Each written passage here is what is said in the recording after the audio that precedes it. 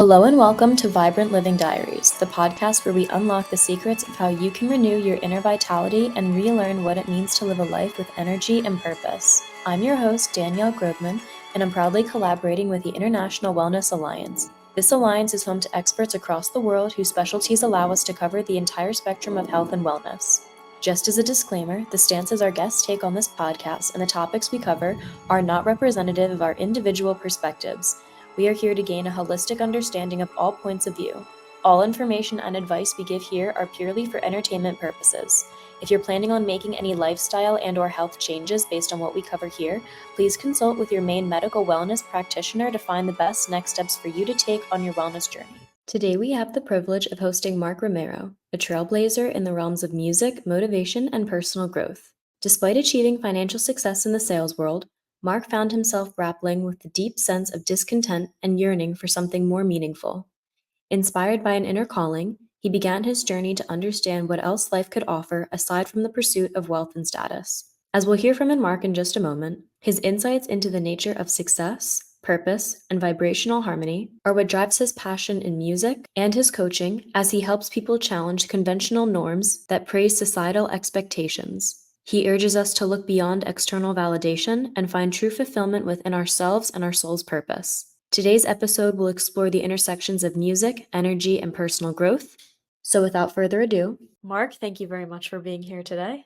Thank you so much for having me. I'm super excited to have an opportunity to sit down with you. And The last we spoke, the way that you told me you began in this entire journey, you had a lot of money, you had a good title, you were in, I think you said it was the corporate world, and you Mhm. just were not fulfilled. And there's so many people that are stuck in this kind of, I guess we now call it rat race, but just this endless cycle of chasing something else, whether it be a title, money, a promotion, anything. Can you describe a little bit about this discontentment you had inside you that actually let you know, hey, something really does need to change and you can't just keep saying that and doing the same thing the next day? Yeah, absolutely. I think with like many of us, we get presented with this model that we're supposed to, go to school, get out of school, get a job, ascend your way up the ladder, make more money, get more shinier bells and whistles and homes or cars or whatever that might be. And the more that you move up and the more that you bring into your experience, the more happier, the more content, the more fulfilled you're going to be. And I think that was a, model that was presented to me by my father,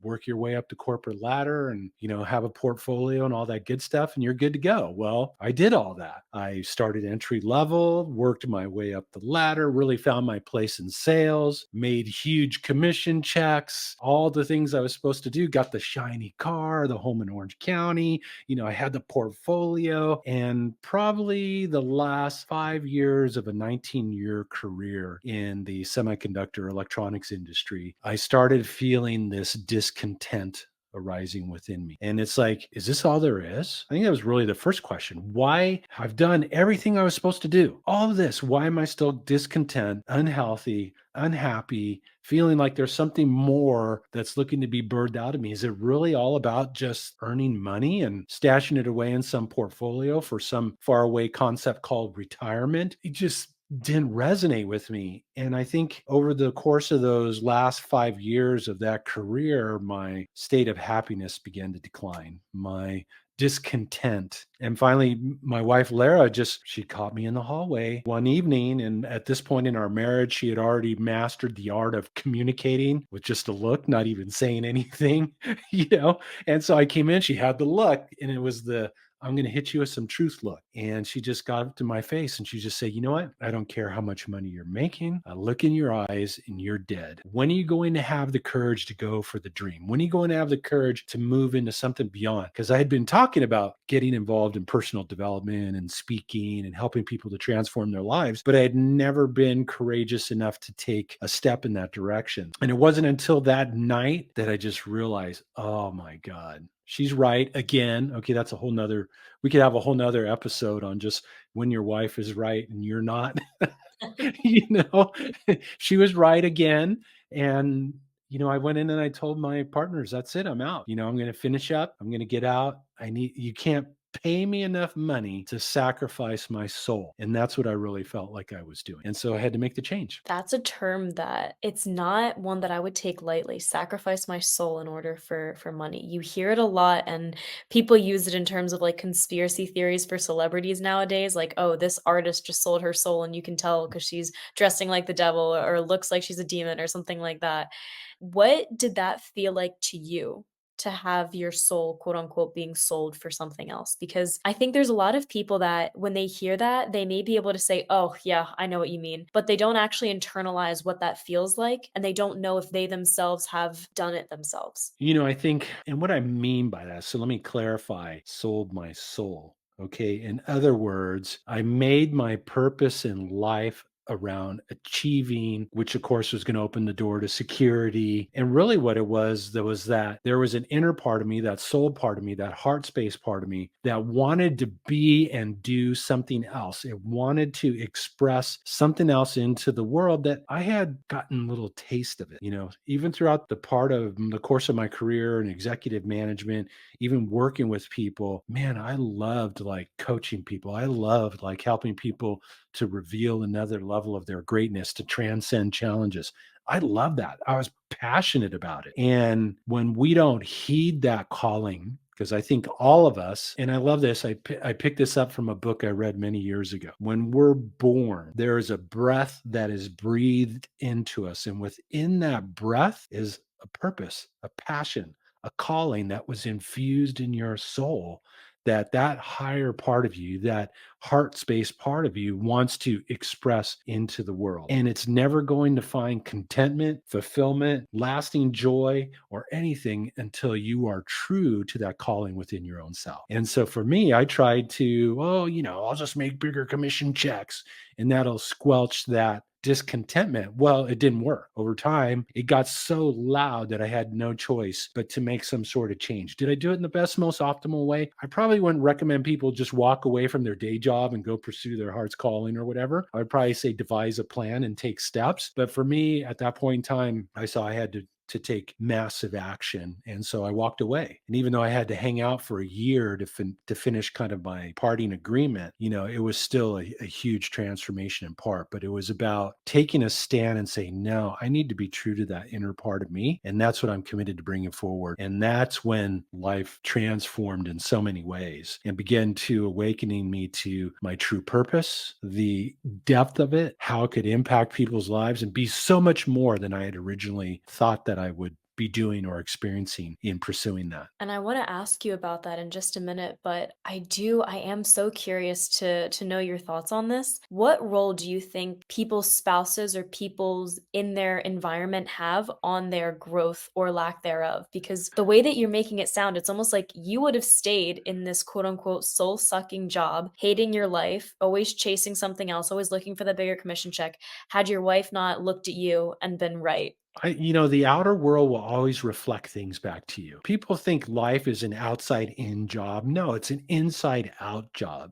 So for me, I had other notifications from the universe saying you need to go in a different direction. She wasn't the first one that challenged me on that or said that to me. But that night, of course, being, yes, my wife, it means she has access to the inner circle, where maybe somebody else might not, but it was in my face and I couldn't deny it where I had denied it in the past.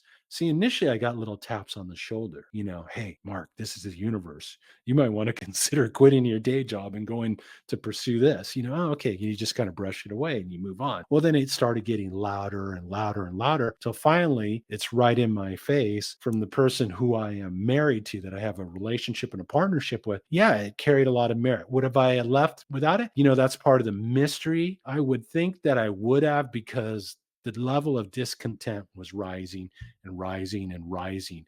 And ultimately, I don't think I would have had any choice but to, or I would have had to go through some sort of life crisis or health crisis that forced me down a different direction. And that's a really common theme that I feel a lot of people wait for, like waiting to hit a sort of rock bottom. It's nice almost that you didn't have to wait for that and you actually had someone who was supportive enough to be in your circle and say, "Hey, like something actually needs to happen now." Yeah, absolutely. But really, in essence, it was almost like my soul, or that part of myself, used my wife as a speaker into my face, where I'd been maybe like, okay, thank you, Soul, for sharing. It was there. But man, when it out pictures, especially with somebody you're in a close relationship with, whether it's quote a positive or negative circumstance or situation, life is always marrying back things for us to learn and to grow from and to get messages from for sure. Well, hey, they do call it a soulmate for a reason, right? That So is true. That is true. to actually get into the juicy bits of what it is that you do that you actually help people, you said, and I remember we talked about this before in a very nonchalant way. Yeah, NASA told me that the frequencies of my music are good for healing. And you just said that like it was a typical Tuesday afternoon thing to say. And as a person who's only ever heard of frequencies as ways that light is transmitted and things like this, can you please explain a little bit what that means and how it actually goes about to helping people heal? That was probably my initial response too. And actually, it was kind of funny how it came to be because I was playing at a wellness center for an open house. A friend of mine, or actually one of my wife's friends, oh, would you go play for an open house? So yeah, sure, I'll go play. So I played a set, and the woman that runs the center comes up to me after I'm done playing, and she, oh my God, she goes, I hear these tones in your music, and I'm looking at her, I'm like, oh man, this was my thought. That lady, she's gonna get weird. I could just tell, man. She's one of those woo woo people. She's gonna get weird. And then she got like right up in my face, and nobody can hear the tones but me. And I'm like, okay. Weird.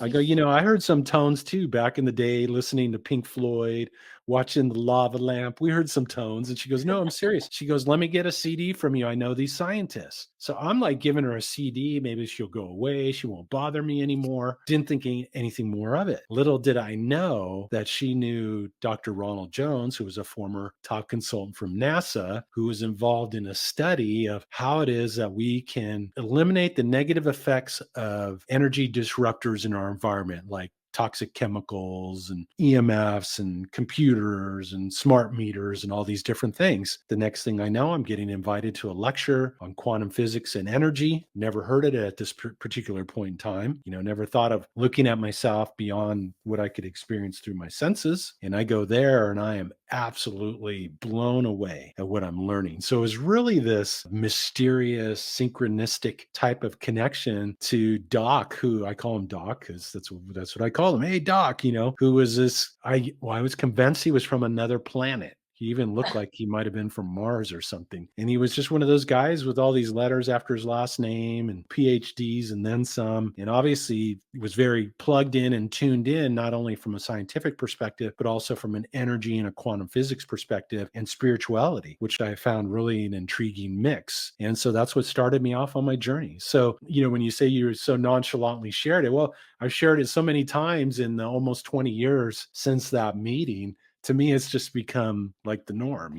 And it definitely could be because, I mean, me personally, I'm just kind of getting into the whole spirituality and like fully taking a deeper dive into it because I feel like I have always had it in me a little bit, but I never really paid too close of attention to it and how it's actually affecting me, affecting those around me, and affecting the future of me. It is said that everything is energy, and including us, like we are just beings of energy and we're just constantly moving. We have discussed with other guests on this podcast, but we haven't gone too in depth with it, the effects of different kinds of stressors. And one of them definitely is EMF. And there's a lot of different chemical stressors we're exposed to on a day to day, so many different things that can disrupt our normal flow. Can you explain a little bit about what those can look like and how your music can actually mitigate those effects? Well, music has its inherent benefits in itself. We all can hear a tune that can take us back to our childhood, to a good experience, or even we can hear a tune that can bring us back to a sad experience in our past. So there is an inherent power within music itself. And what might be beneficial is for me to share what happened when I go to this lecture. They asked me to bring my guitar. I think I'm going to play like during donut time or something. I had no idea. So I get there, and here's Doc sharing about how we're these energetic beings, that we are actually frequency and vibration, and that we have a field of energy around us. The esoterics call it the aura. They like to call it the biofield that conducts our physical expression. So, and how that energy field, its true natural state is one of harmony, but because of the 80,000 man-made chemicals in our air, food, and water, genetically modified foods. Back then, there was no Wi-Fi yet. I'll tell you how long ago that was. But there was EMFs, there was waves from cell phones, and how these were impacting negatively, putting this biofield into a state of disharmony. And as a result, people were experiencing higher levels of stress. People were compromising their mental functioning. There was this huge graph showing how the starting back in the early 1900s with the introduction of radio waves into the atmosphere, starting actually coinciding with the Spanish flu, and how the increase of these vibrational barriers and chemicals and different things correlated with this huge increase in Alzheimer's, Parkinson's, autism, cancers, physical disorders. And Doc was convinced this huge increase of these physical diseases was directly correlated to the amount of energy disruption we were putting into our space. So, what he was looking for was things that could tune and harmonize the biofield and, in essence, kind of rise people above the negative effects of the things in their environment. Hence, why they were interested in my music. I go there that night, they're doing demonstrations on stage of how things we use every day are compromising our physical strength, putting us into a state of disharmony. They showed pictures from NASA, no less, of the biofield and layers of light, each color coinciding with each of the chakras in the system. And then when this field gets challenged, it disrupts how we operate and we function. So, one of the ways that you can experience that on a physical level is compromised strength, flexibility, endurance, coordination, and balance. So, I go up there and I start playing, and because of these frequencies in the music, I see people instantly shift their physical state. Instant increase in strength, flexibility, endurance, coordination, and balance through different testing, applied kinesiology, range of motion, strength testing, flexibility testing. People would have these huge shifts, even if they were holding a cell phone in their field, even if they were holding a known disruptor, a chemical that would compromise the field. All of a sudden, the music's playing, they're not being compromised. So I kind of went home that night, not really sure what I experienced. I get a call a few days later from Doc, and he said, "Hey, you somehow, some way, you're putting frequencies of harmonizing energy into your music that is tuning the listener's biofield, eliminating the negative effects of these disruptors in the environment. And as a result, they're experiencing dramatic reductions in stress, increase in strength, flexibility, endurance, coordination, and balance, improved memory, focus, creativity, intuition. We're able to access higher levels of information, call it the sixth sense, however you want to define it." And he said, plus, you're actually putting the body and the brain into a state for optimal self healing. So my initial response was, Doc, I don't really understand this. What does this mean? He said, well, we want to buy 1,000 CDs from you and start selling them. I said, okay, well, that I can relate to. I'm not sure about all this, vibration and stuff, but that was the beginning of the journey. And that's where I started to realize, how important it is for us to rise above the negative effects of the miscreations in our life. I mean, come on, we're here talking about wellness, about health. We know that if we eat fast foods or foods with lots of preservatives or genetically modified foods or whatever, they have a negative impact upon us. Why? Because they're compromising our energetic field. But if anything I learned that night, anything disharmonious can be made harmonious. And that in reality, we have the ability to rise above the static and noise of the modern day world, dramatically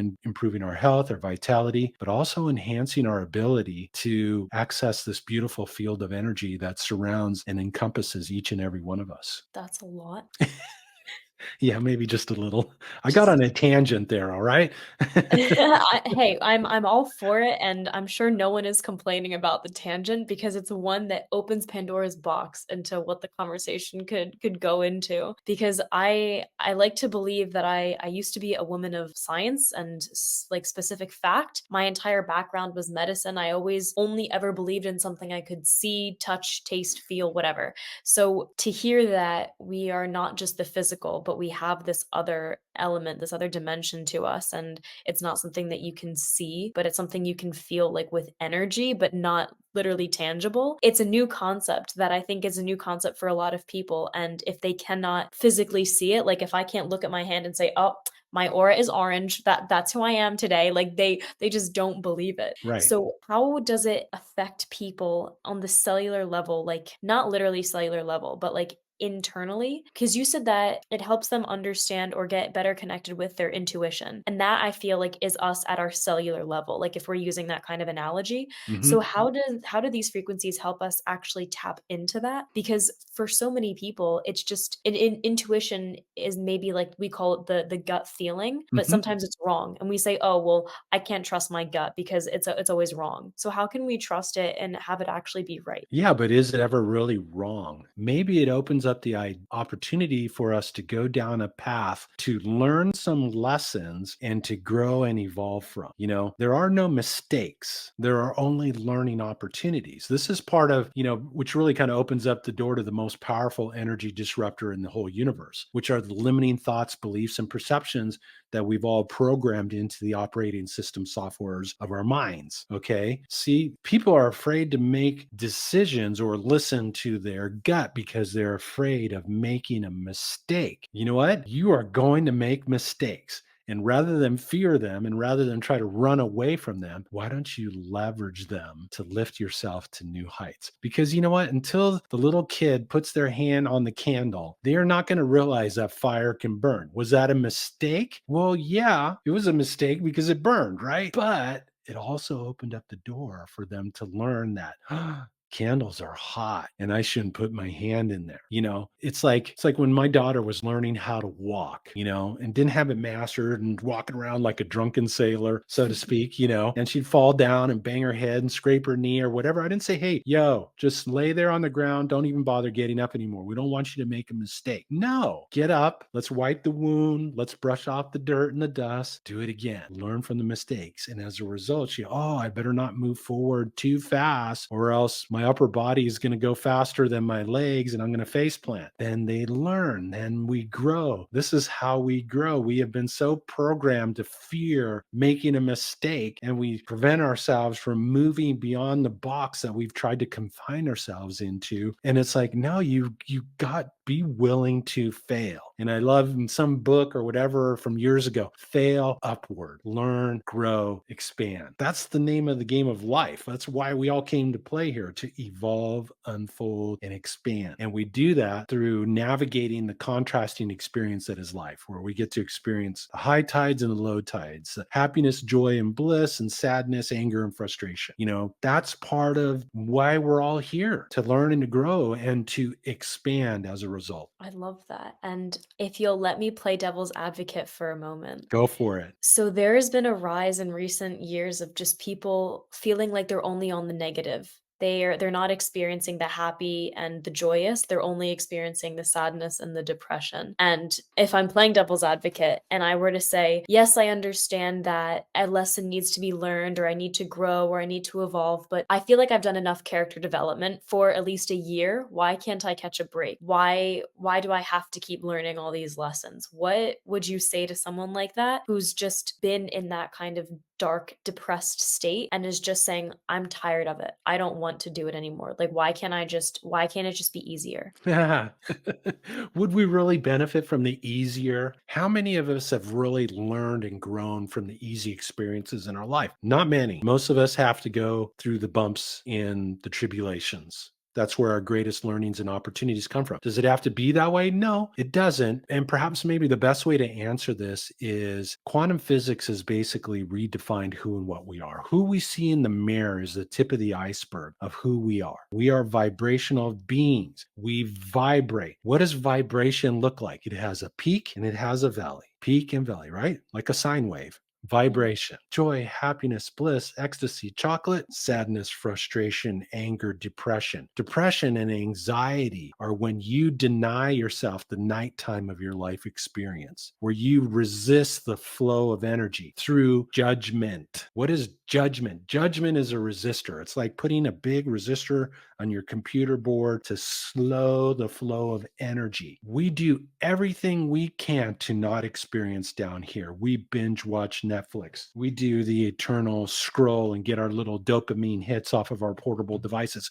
We go eat lots of ice cream or crunchy dessert items or drink beer or engage in drugs, depending on the level that you're trying to not experience down here. Okay. Why? Because we've all been taught that this is bad. This is negative. This is positive. This is negative. Well, last time I checked, a AA battery will not shine the light if it doesn't have a both positive and negative terminal. So you are going to flow through the vibrations of your life in one way, shape, form, or other. But when you deny down here, that's when you experience depression. That's when you experience anxiety because you're not allowing your energy to flow. We want to flow. We want our energy. There's a lot of talk in the new age community about, oh, you need to raise your vibration. Well, what does that look like? Well, that's where you want your life to look like a nice positive stock chart, always fluctuating and vibrating, which you will do, but moving in an upward direction. So when you embrace the new moon and the full moon, the daytime and the nighttime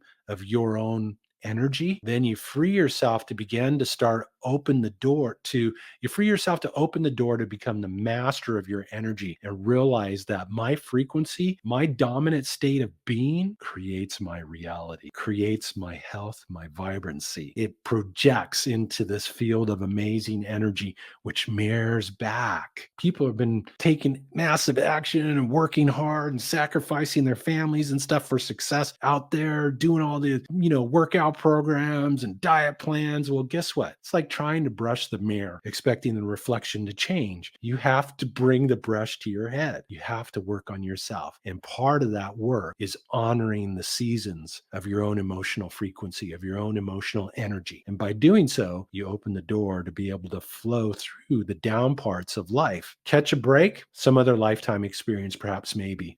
We all came here to play the game. The game, I call it the cosmic game of hide and seek. Hide your divinity, hide your power, hide your magnificence behind dysfunctional family life and stuff you learn in school and the media and all that stuff, religious institutions and everything, which do the very best they can to hide who we really are. And then at some point, we have that awakening time, hopefully anyways, where you realize, there's something more to life. There's something more within me than what I've been living. Maybe it's time to peel back the layers and reveal the true masterpiece that's within. How can you reveal those layers without having an existential crisis and falling into that? Maybe an existential crisis is necessary. Why is an existential crisis bad? If you start thinking about life too literally at like a wrong time, is there a way that you can kind of tell your brain to stop? Because I love the concept of this. And I'm always looking to play devil's advocate, so you're gonna always have to That's all right. excuse me. No, that's okay. Well, why is it that you can't bring the truth of who and you are with you, whether you're a banker, a mom, a gas station attendant, or whatever? Why is it that it has to take you out of the game?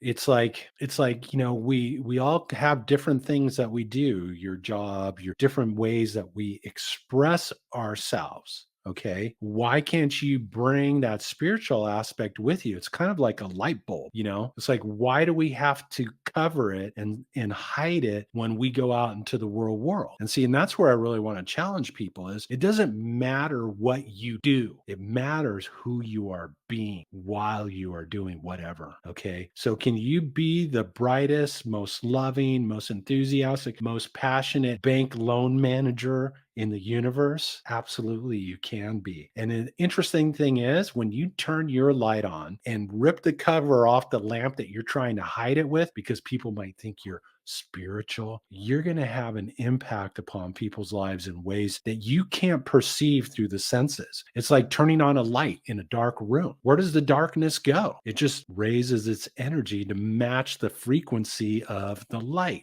That principle applies in our lives in all kinds of different ways, so it's not so much about, a separation between the two, because in reality, you're a spiritual being, whether you think you are or not, whether you're paying attention to it or not. That's the truth truth of who and what you are. You're made up of the same energy that set the beautiful universe in motion, the same energy that put the planets up in the sky, the sun around the planets or planets around the sun, the stars up in the heavens. That's the truth of who you are. And we're all in the process of revealing and learning and embodying that more every day. I think where the inspiration of the question came from was having to do a lot with trying to navigate all of this and societal expectations and external influences. And it's something that I know, like personally speaking, I'm trying to get over and to not think about as much. But I also know that there are people who are either my age, older, younger, whatever, who are thinking, like, well, okay, but how do I do all this without looking like a weirdo in society's eyes? How can I do all this and still feel like I'm fitting in, but I'm still unique, but I'm not so unique that people look at me like I'm weird or they don't want to talk to me anymore? Because you do have those people that you even said it yourself. This woman came up to you and you thought, oh no, she's woo woo. She's going to be a nut job. So, Right. like, how do I embrace all of this without being that woo woo nut job? You know what? Your number one responsibility is to be your authentic self. Okay. I'm sorry, but my answer is who gives a damn what society thinks? Society is whack. Okay. Society is like way out there in some ways. And people have hidden the truth of who and what they are, stifled their talents and abilities, hidden their thoughts and beliefs because they were afraid of what others would think. We all want to be loved and accept it. But let me tell you something. If you base your love and acceptance upon how people respond to you or how the world responds to you, you will never be fulfilled. Love and acceptance comes from within. And your biggest responsibility in life is to be your authentic self, to shine your light. And if people think you're wacky, you know what? All the great geniuses, all the masters, all the people who came here and said, you know what? Screw the way society said to do this. I'm going to do it this way. They were thought of as being wacky and crazy, ended up being the geniuses, the prophets, the authors, the musicians, the Mozarts, the Rembrandts, all of the people who have been willing to push beyond what society said is the norm. I think, and it's huge because I can think of in my own experience where I didn't want to be truth to who and what I am. People can judge you. People can be mean. People can, it's like I'm going to live behind my wall here.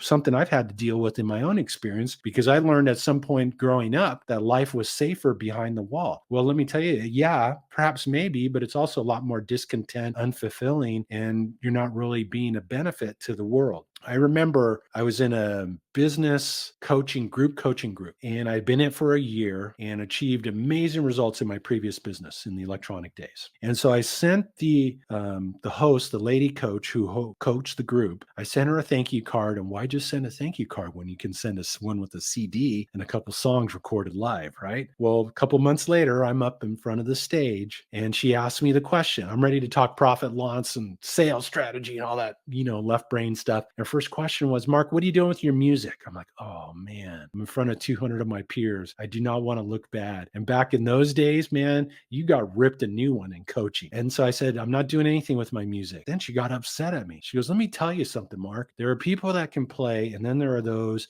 that can play with their heart, passion, and soul. You have that ability. And furthermore, you're ripping off the world by not sharing it. I want you to come back with a CD for sale the next meeting, or don't come back at all. You can go sit down now. So I'm like, I go back to my seat feeling like I'd been violated right in front of stage there, terrified because I never wanted to play my music in front of people, man. Heck no. I'd have the best concerts in the safety of my bedroom at home, not having to worry about whether I'm good enough or not, or whether society is going to accept my musical expression. Well, you bet I came back with a CD for sale the next meeting because I invested a lot of money in that group. And that CD ended up becoming the CD that got into the hands of the guy from NASA, which opened up the door to my healing gift, to what it is that I'm doing and how I'm helping people today through music and through energy healing work. So somewhere there's an answer to your question, all that in that story. It's like, you know what? We got to get pushed. We got to move beyond what society thinks. Society thinks, and following the status quo is why the world is the way that it is. So we can't keep doing the same thing, expecting a different outcome. That's insanity. All right. So that means we need to start being a different way and start realizing that our power power and our happiness and our contentment and our fulfillment comes from within ourselves, not out there. It comes from within here. And that out there is a reflection of what's in here. I love that. And there is this saying where if you're not doing your soul's purpose, it's a disservice to you and to everyone else. So she hit it exactly on the head. And then We some. are we are almost up on our time today, but to end on that note, what advice would you give to people who are looking for what that is that actually does ignite their soul? If they're in something that feels soul sucking, if they've never felt too passionate about anything, like they've just kind of been blah to the world and to the things around them, how can they actually start doing that inner work to realize, oh, wait, I actually do have a purpose. I actually love something. Yeah, it's time to sit in quiet. It's time to breathe. It's time to get connected to that inner part of yourself with an inquiring mind. What am I here to express? What wants to be birthed through me? What excites me? What electrifies my soul and makes my heart sing? Start having those conversations. And when you start getting some pictures of that, of what that might be, how that might look, squeeze it into a vision and imagine yourself living that life at some point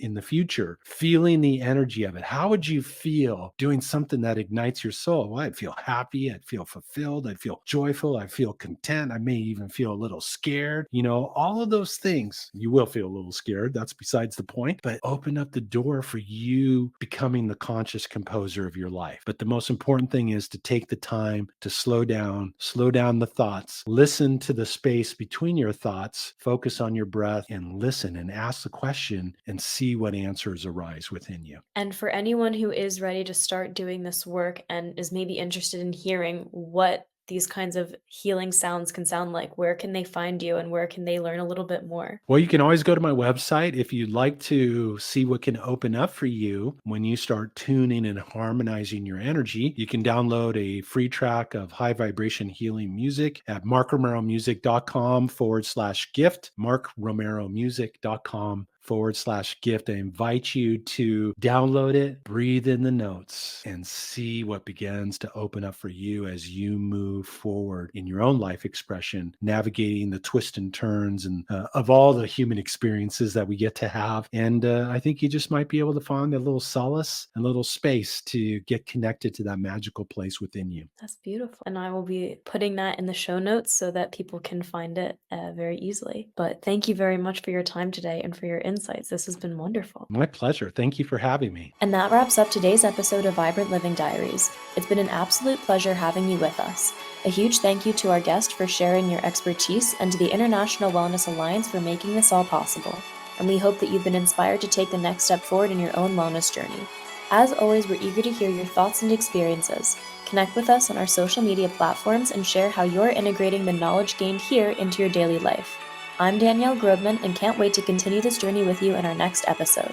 Until then, keep exploring, stay curious, and embrace the vibrant life you deserve. Speak soon.